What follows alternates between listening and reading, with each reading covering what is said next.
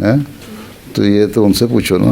I can't answer. Even the Holy Prophet ﷺ was not accepted at his time, you see, by Arabs, and later on the Arab people accepted him, and his message spread all across the world.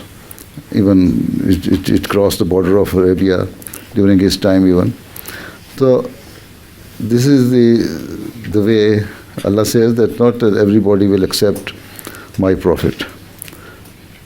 Only those will accept those who are blessed by me, those who try to seek the right path.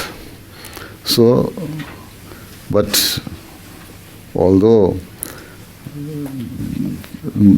majority of Muslims have not accepted Prophet Islam, but every year quite a good number of Muslims are accepting Prophet Islam. This is why our Jamaat is growing. Even your Sadr Sahib is one of them. So there are quite a number of examples. Even hundreds of thousands of people are accepting.